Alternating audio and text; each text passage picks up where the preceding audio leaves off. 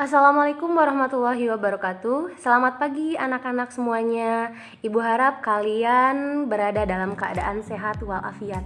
Nah, pada pertemuan kali ini kita akan membahas mengenai pengetahuan dasar pemetaan, di mana dalam materi ini kita akan membahas mengenai peta, penginderaan jauh, dan sistem informasi geografi. Nah, khusus pada kesempatan ini kita akan membahas mengenai peta. Ibu yakin tentunya kalian sudah tidak asing lagi dengan peta karena sudah dipelajari dari SD maupun SMP. Nah, coba kalian bedakan dari beberapa gambar di bawah ini. Ada globe, ada atlas, ada denah lokasi, ada peta digital, dan ada peta biasa. Nah, tentunya dari belajar kali ini kalian akan bisa membedakan mana yang bisa disebut dengan peta dari kelima gambar yang disajikan ini. Pertama, peta. Apa itu peta? Peta merupakan sebuah rupa permukaan bumi yang digambarkan menggunakan suatu sistem proyeksi dengan skala tertentu sehingga dapat disajikan dalam bidang datar. Nah, pada gambar di atas ada gambar bola bumi yang bulat kemudian dipindahkan ke dalam bidang datar. Dengan apa? Dengan sistem proyeksi dan tentunya menggunakan skala. Apa itu skala? Nah, akan kita bahas pada slide selanjutnya. Nah, apa ilmu yang mempelajari mengenai pemetaan ini? Ilmunya adalah kartografi. Peta telah menjadi bagian dari sejarah manusia selama ribuan tahun. Nah, orang-orang menciptakan dan menggunakan peta sebagai alat penting untuk membantu mereka menentukan, menjelaskan, dan menavigasi arah mereka di seluruh dunia. Selanjutnya, ada beberapa jenis peta. Ada peta umum dan peta tematik. Peta umum menggambarkan segala sesuatu di permukaan bumi secara umum. Ada dua, ada peta korografi dan peta topografi. Contohnya, peta korografi. Ini adalah peta Provinsi Jawa Barat, di mana peta yang menampilkan permukaan seluruh atau sebagian permukaan bumi secara umum. Di sini digambarkan permukaan bumi atau permukaan Provinsi Jawa Barat secara umum. Informasi itulah yang kita ambil dari sini. Terus kemudian ada peta topografi. Apa itu peta topografi? Peta topografi merupakan peta yang menampilkan relief atau bentuk permukaan bumi. Relief muka bumi yang digambarkan pada peta dalam bentuk garis-garis yang menghubungkan ketinggian di tempat yang sama, di mana ini disebut dengan garis kontur. Nah, pada peta kontur ini ada kenampakan alam yang bisa kita amati, di mana dengan memperhatikan garis kontur yang semakin rapat, maka bentuk muka bumi di sana akan semakin terjal. Kemudian ketika kita melihat ini yang semakin terjal. Nah, kemudian ada garis kontur yang semakin jarang atau semakin renggang. Nah, bisa kita identifikasi bahwa permukaan bumi di sana berbentuk semakin landai. Kita bisa lihat perbandingan antara gambar yang di atas dengan peta kontur yang ada di bawah.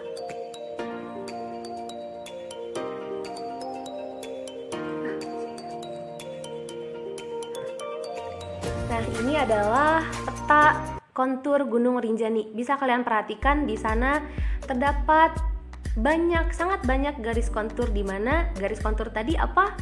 Garis kontur adalah garis yang menghubungkan titik-titik yang sama ketinggiannya di permukaan bumi.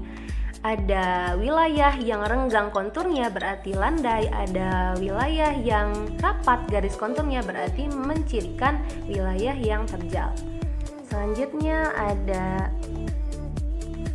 jenis peta selanjutnya, ada peta tematik. Peta tematik menggambarkan kenampakan fenomena tertentu di permukaan bumi. Contohnya apa? Ada peta kepadatan penduduk, ada peta sebaran gunung api di Indonesia, atau fenomena yang terjadi belakangan bisa dibuat dengan peta sebaran COVID-19 di Indonesia. Itu bisa dinamakan dengan peta tematik. Contohnya ada peta sebaran gunung api di Indonesia. Peta ini khusus memberikan informasi kepada kita bahwa di mana saja letak persebaran gunung api di Indonesia. Dan selanjutnya ada jenis peta berdasarkan skala. Ada 5 jenis. Pertama ada peta kadaster, adalah peta yang memiliki skala 1:100 sampai dengan 1:5000. Nah, peta ini biasanya mencakup wilayah-wilayah kelurahan karena wilayah tersebut masih kecil dan bisa mencakup informasi yang lebih detail. Dan selanjutnya ada peta ada peta skala besar. Peta skala besar adalah peta yang memiliki skala 1:5000 sampai 1:250.000. Bisa kalian lihat di sebelah, ini ada peta administrasi Kecamatan Banjarsari. Nah, informasi yang kita ambil di sini lebih detail kadaster dibanding dengan skala besar ini. Begitu selanjutnya sampai ke skala geografis. Kita bandingkan ya. Nah, peta skala sedang, semakin luas cakupan wilayah yang bisa kita lihat, tapi semakin sedikit informasi yang kita bisa dapat, atau tidak bisa sedetail dengan peta skala besar atau skala kadaster. Nah, ini adalah contoh peta Provinsi Banten. Kita bandingkan dengan peta skala kecil, contohnya adalah peta Indonesia. Semakin luas cakupannya, tetapi semakin kurang detail kenampakan yang kita bisa lihat. Kita bandingkan lagi dengan peta skala geografis. Contohnya adalah peta benua, peta dunia, itu sudah menggunakan skala geografis. Semakin luas wilayah yang kita bisa lihat, tetapi semakin sedikit pula atau semakin kurang detail informasi yang bisa kita dapatkan. Baik, kita lanjutkan ke... Nah, ini ada 3 aspek yang perlu kalian perhatikan ketika menggambarkan keakuratan penampakan bumi. Ketika kalian membuat sebuah peta, harus memenuhi ini. Yang pertama ada confirm, berarti bentuk yang digambarkan di peta harus sesuai dengan aslinya. Ingat, bentuk. Yang kedua ada equivalent, berarti daerah yang digambarkan harus sebanding luas aslinya dengan luas pada peta. Kemudian ada equidistant, berarti jarak yang digambar harus sebanding dengan jarak yang seharusnya. Misalkan contoh sederhana, kalian ingin membuat sebuah gambar meja. Ketika kalian membuat meja, maka meja yang kalian buat harus sesuai dengan meja yang kalian jadikan sebagai contoh. Jika mejanya persegi, harus membuat persegi, jangan kalian buat mejanya bulat. Nah, itu akan menyalahi aturan. Kemudian, apa yang harus kita perhatikan lagi? Ada luas. Misalkan luas dari meja ini adalah 100 meter persegi. Jadi perbandingannya harus sama dengan gambar yang kalian buat. Atau jarak antara kedua kaki meja ini 50 cm harus sebanding dengan gambar yang kalian buat nantinya. Jadi tidak boleh sembarangan dalam membuat sebuah peta. Makanya kita butuh proyeksi dan skala pada saat membuat peta. Selanjutnya adalah mengenai proyeksi peta. Proyeksi peta merupakan teknik penggambaran dari bentuk bumi yang bundar ke bentuk yang datar. Nah, ada 3 jenis proyeksi, ada azimutal, kerucut, dan silinder sesuai dengan bentuknya masing-masing. Azimutal berbentuk bidang datar, kerucut berbentuk kerucut, dan silinder berbentuk silinder. Nah, kemudian berdasarkan garis karakternya, ada normal, ada transversal, dan miring. Kalian bisa perhatikan sendiri dari gambar yang ada. Selanjutnya ada komponen peta. Komponen peta merupakan hal-hal yang harus ada dalam sebuah peta. Karena fungsi utama peta adalah untuk menyajikan informasi atas fenomena dalam konteks ruang, maka oleh karena itu peta harus sesuai dengan kaidah-kaidah pembuatan peta. Nah, peta yang baik adalah peta yang memiliki formasi lengkap. Komponen pertama yang harus ada pada peta adalah judul, di mana judul adalah hal yang pertama yang biasanya kita lihat dalam melihat sebuah peta. Dengan melihat judul, kita bisa mengetahui informasi penting, informasi pertama yang ada pada peta tersebut. Contoh, Provinsi Jawa Barat. Kita berarti mengetahui, oh ternyata ini adalah Provinsi Jawa Barat yang ada pada peta ini. Kemudian, selanjutnya ada garis tepi pada peta. Biasanya itu dibuat dengan menggunakan garis berwarna hitam. Kemudian ada Orientasi atau arah mata angin ini sangat penting untuk menunjukkan arah utara, selatan, timur, dan barat. Selanjutnya, skala merupakan jarak antara objek di peta itu dengan jarak objek di permukaan bumi.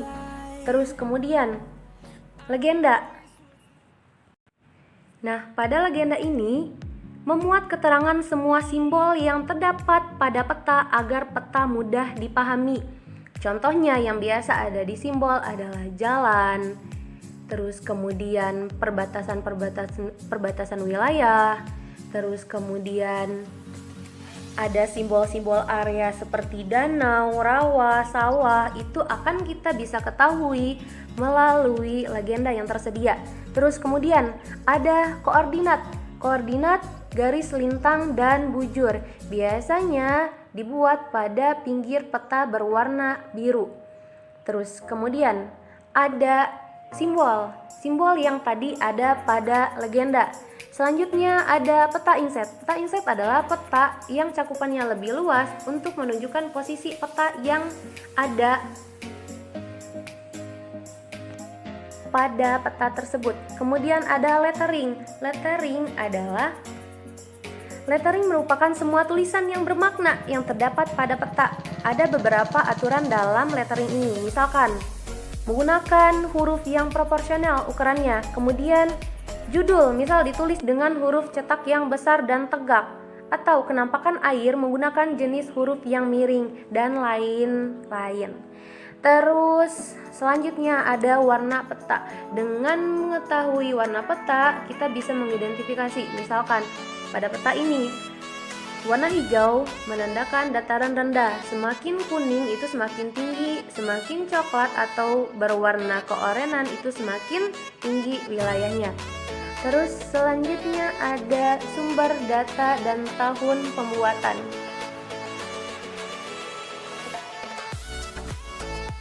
Selanjutnya kita akan membahas mengenai memperbesar dan memperkecil skala peta. Yang pertama, kita akan menghitung skala peta dengan cara yang pertama, membandingkan dengan peta lain dengan syarat cakupan daerahnya sama. Contoh pada gambar ini ada rumus yang digunakan P2 sama dengan D1 per D2 dikali P1. Bisa dibaca keterangannya. Kemudian pada contoh soalnya ada wilayah A, wilayah D1 dan wilayah D2. Kemudian yang diketahui D1 3 cm, D2 6 cm, D itu jarak ya. Terus kemudian P atau penyebut skala. Yang diketahui hanya satu penyebut skala dan yang dicari penyebut skala yang lainnya. Nah, caranya adalah P2 sama dengan D1 per D2 dikali P1. D1 3, D2 6, 3 per 6 dikali 100 sama dengan 1 per 2 dikali 100 sama dengan 100.000 sama dengan 50.000. Jadi skala peta yang dicari tadi adalah 1:50.000.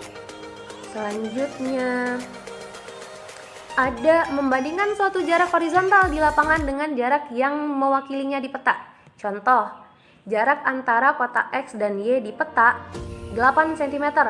Terus kemudian jarak X dengan Y di lapangan adalah 4 km. Maka skala peta tersebut adalah 8 cm dikali 400.000 cm didapatkan dari 4 km dijadikan ke dalam cm. Maka didapatkan skalanya 1:50.000. Mohon maaf, itu sepertinya Ibu ada salah menulis. 8 cm dibagi 400.000 cm ya. Nah, selanjutnya menghitung interval kontur. Itu berarti untuk peta kontur yang tadi kita bahas. Ingat. Nah, contohnya adalah misalkan untuk mengetahui skala pada peta kontur menggunakan rumus kontur interval sama dengan 2000 dikali penyebut skala. Contoh soalnya, diketahui interval kontur suatu peta adalah 50 meter. Nah, 50 sama dengan 2000 dikali penyebut skala. Terus kemudian kita balikan penyebut skala sama dengan 50 dikali 2000 sama dengan 100.000.